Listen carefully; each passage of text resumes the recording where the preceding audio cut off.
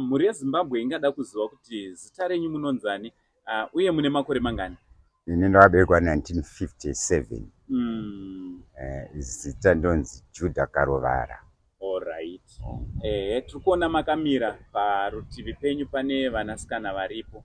Mungada kutizivisawo kuti vana ava vana vani uye vanogara kupi nani?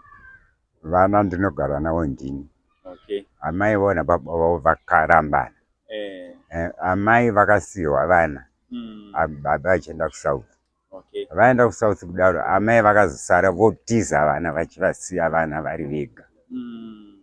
Obva tatuma mwana wangu musikana anonzi Gamu kunotora vana achiuya navo kwandiri kuti ndivachengete.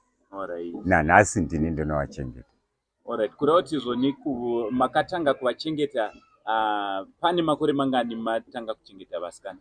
Ndokutanga ndikuchengeta vana kune 10 years. 10 years. Alright. Pa 10 years dzamavachengeta, vabereki vavo vane kuvabatsira here kana kubatsirai kwavanomboita? Kubatsira nokwavanomboita handidi nokunyepa. Kuteta zvekutoshinga ini nomuramu wangu. Alright. Tichitobatsirana panozenge zvanetsa. Alright. Saka kumba munogara nani? Ini ndine mudzimai ari kumba. Mune mudzimai. Kureva kuti munogara nemudzimai wenyu nevana? Nevana 3 vavo. Alright. Matova ne 10 years muchivachengeta? Ndinavo hongu. Saka mai vakatongosiya vapenyu? Vapenyu hamene kwavari kuti kupi. Saka mati vana ava chii chenyu? Ukama hwenyu hwakamira sei? Ukama huri pane muramu wangu. Vana vazukuru vemuramu wenyu? Vemuramu hongu. Alright. Kureva kuti mudzimai wenyu munin'ina wake? Hongu ndizvo chaizvo. Ndiye ane mwana akatiza vana? Ndiye ane mwana komana ane vana ava. Ndiye ane mwana komana? Alright. Alright. Saka ndeapi matambudziko amusangana nawo pakuchengeta vana? Pakuchengeta matambudziko ataiwanza kusangana nayo inyaya yechikoro. Kuti ndione kuti vangadzidze sei. Alright. Uyezve ndingayamurike sei navo. Alright. But tiri pachikoro ipapo vari kukwanisa kuwana here zvese zvinovakwanira?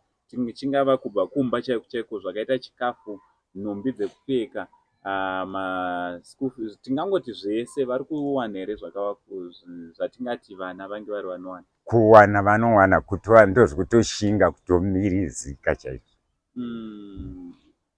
Kazhinji ini ndanonguva ndavita zvekupinda mumvura nchibata fishi nchitengesa. Kuri kutoitira kuti vana vawane kurarama. Ndizvo zvandinotoita izvozvo. Alright. Saka ndezvipi zvimwe zvamungati munoda zvekubatsirwa nazvo?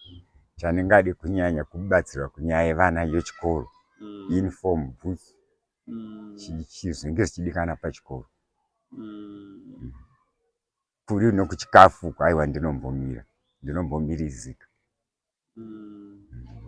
Aiwa, tinotenda nenguva yamatipa yekuti tinge tiri tinokurukura.